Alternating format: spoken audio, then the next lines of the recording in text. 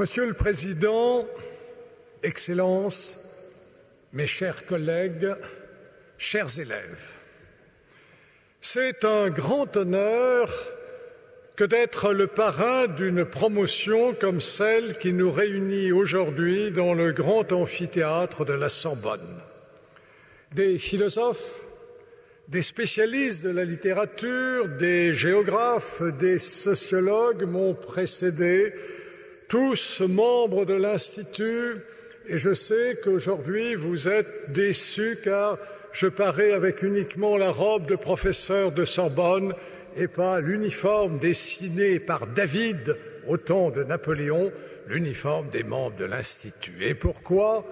Parce que cet uniforme pèse plusieurs kilos, que de surcroît il est très chaud et nous sommes à l'entrée de l'été, que lorsqu'on est élu très tôt à l'Académie, au bout de 20 ans, l'uniforme devient de plus en plus étroit et qu'il m'est arrivé lors d'une séance solennelle que je présidais sous la coupole du quai Conti, c'était sur la séparation de l'Église et de l'État, de voir, alerté par les huissiers, de voir mon uniforme se séparer aussi dans le dos.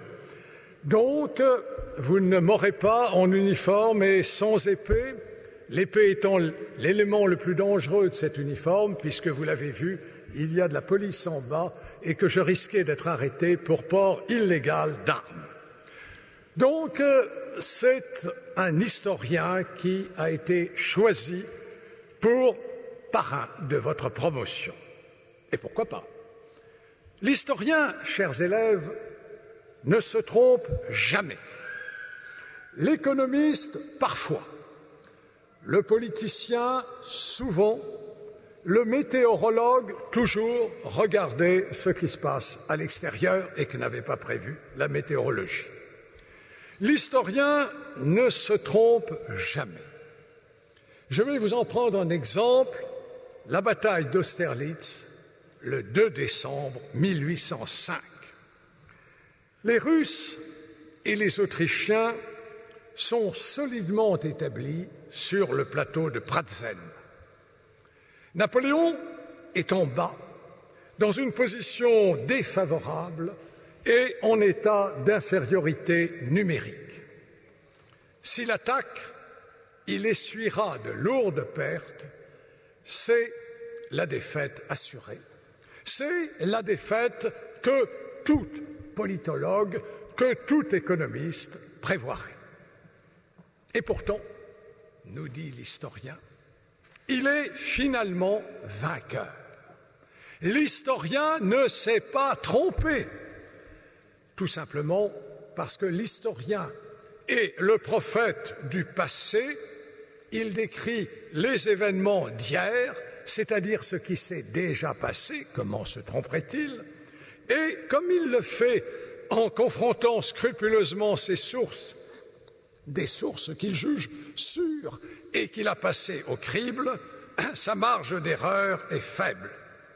Et si les sources font défaut, il pose un point d'interrogation dans l'attente de nouvelles découvertes. L'historien, chers élèves, ne se trompe jamais. Et quel merveilleux conteur! L'histoire n'est pas seulement une science, c'est un genre littéraire.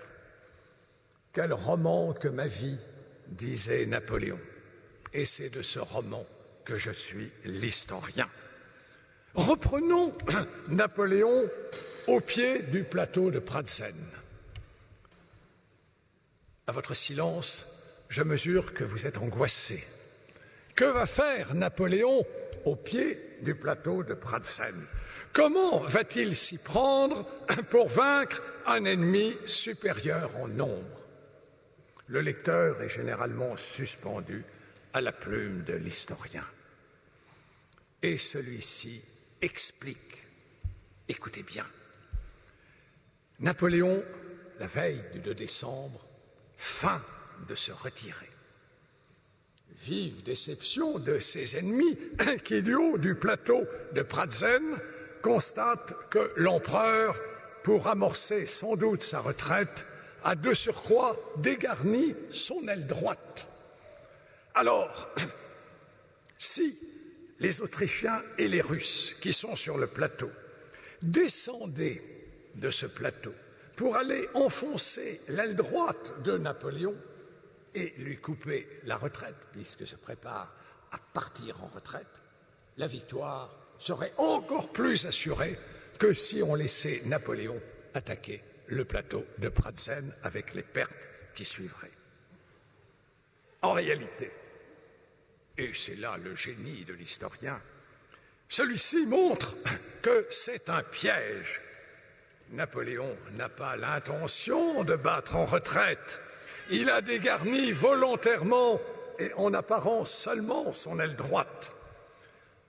Autrichiens et Russes vont-ils tomber dans ce piège, abandonner leur position défensive imprenable pour aller attaquer, quelle tentation, l'aile droite de l'armée de Napoléon? Je marque un temps d'arrêt et je vous sens haletant. Va-t-il, les Autrichiens et les Russes vont-ils descendre du plateau de Pratzen? Eh bien oui, ils descendent le 2 décembre au matin pour venir attaquer l'aile droite de Napoléon. Pour cela, ils abandonnent leur position défensive imprenable et, en descendant, présentent le flanc d'une armée en marche, donc vulnérable, qui ne s'attend pas à une attaque du plateau, puisqu'on pense que Napoléon va battre en retraite. Or, Napoléon a rassemblé ses troupes à la faveur de la nuit, puis de la brume. Et lorsque le soleil d'Austerlitz se lève à 9 heures du matin, Napoléon enlève son gant, c'est le signal de l'attaque.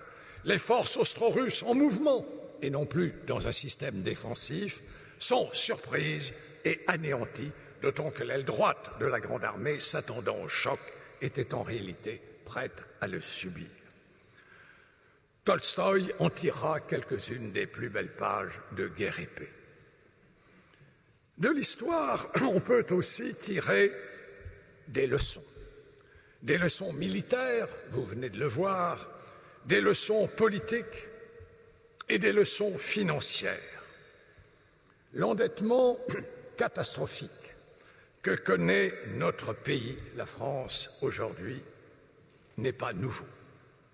Au moment où Louis XVI monte sur le trône en 1774, la monarchie est endettée de plus d'1 milliard. 1 milliard aujourd'hui, une goutte d'eau, mais pour l'époque, c'était considérable.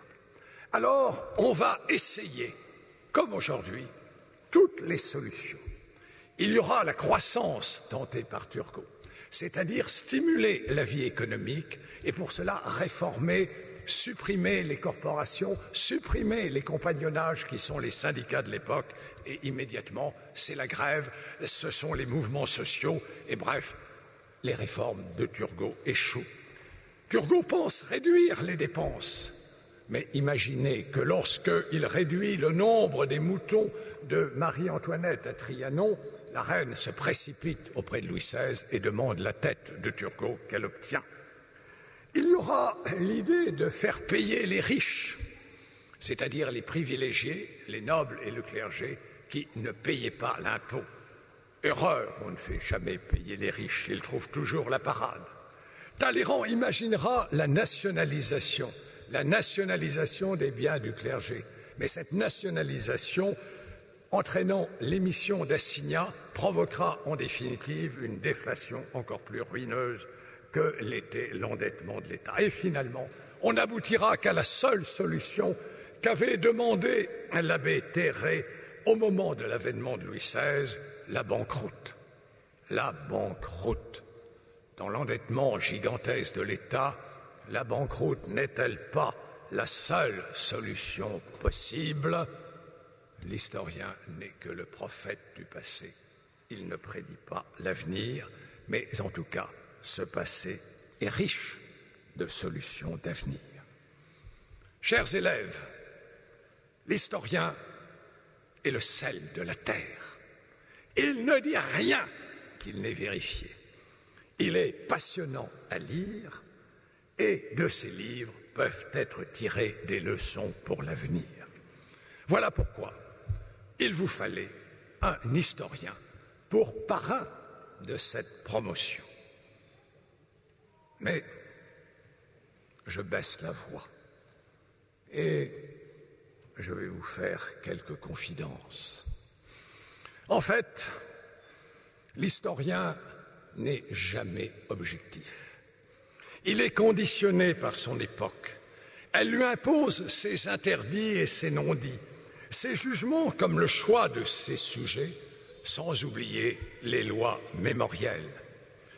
Tacite ne modifie pas l'histoire de la dynastie julio-claudienne, mais il en noircit l'éclairage, écartant les aspects positifs pour n'en retenir que la corruption et le stupre.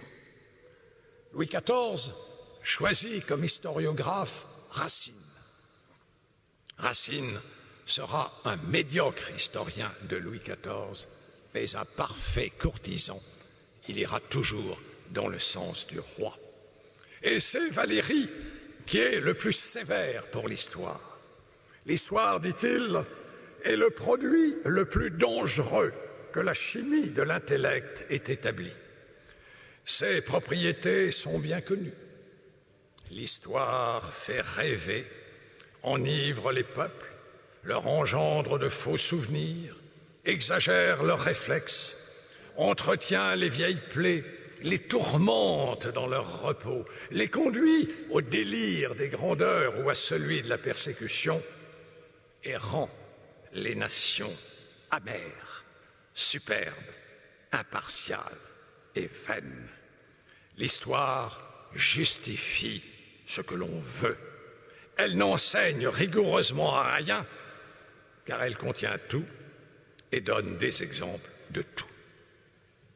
Ce jugement est sans appel et je devrais me retirer honteux. Mais l'histoire n'en est pas moins nécessaire.